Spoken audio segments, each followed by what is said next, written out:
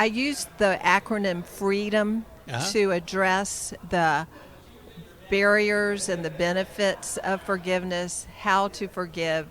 And then the M is the rest of the book, and it's how to manage ourselves.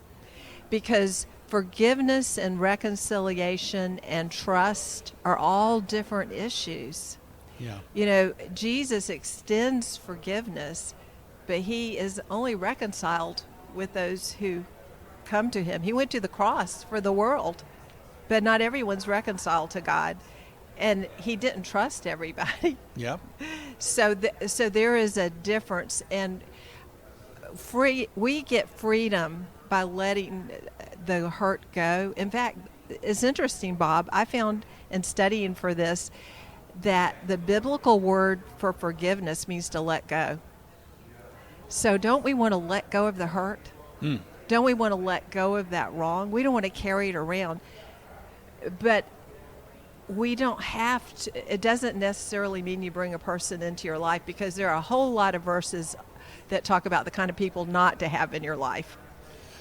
Well, we hear the phrase forgive and forget. Yeah. And I understand you really deal with this in the book, Big Hurt, Bigger God.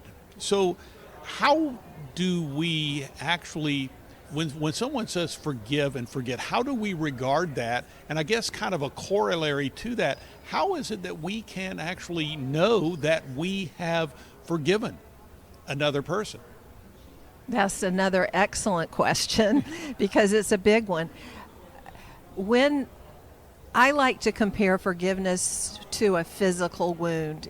If you have a scratch, you may not even have to do anything, or maybe you wash it off. If you have a deep wound, it will probably seep after you wash it and dress it, and you're going to have to wash it and dress it again. And I believe that forgiveness is God's way of cleaning our wound.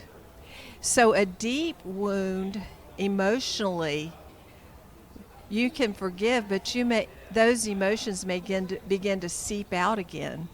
Yeah. And so the O in freedom is over and over again. There's some wounds that you have to affirm that forgiveness again, because you either have to deal with the consequences again, or the emotions get triggered and you have to deal with that again. Forgiveness is not a spiritual eraser.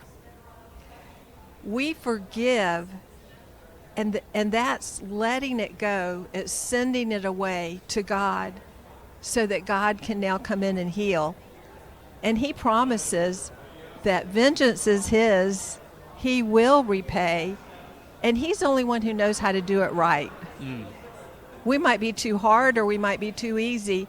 He knows the right way to deal with a person, and we can trust him to do what is right concerning us. Debbie Wilson is joining us today here on the Meeting House on Faith Radio. She is the author of the book, Big Hurt, Bigger God, Finding Freedom Through Biblical Forgiveness. This is the Meeting House. It is the Christian Product Expo Summer 2026 show near St. Louis.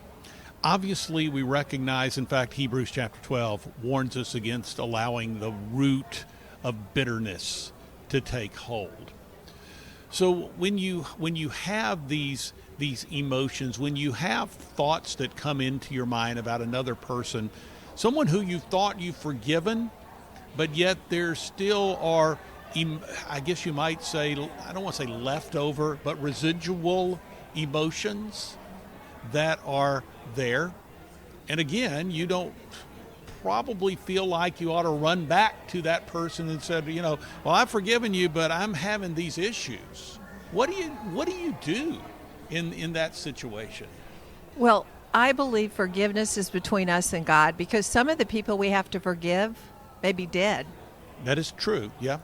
And others don't think they ever did anything wrong. So if we go and say, I forgive you for something, we may get a bigger hurt. So we bring those to God, and I look at him as he's the bill collector. So I'm turning that debt over to him, and he's already paid it. When he was on the cross, he paid for their sin just like he paid for my sin. So it's fair that he have custody of those hurts.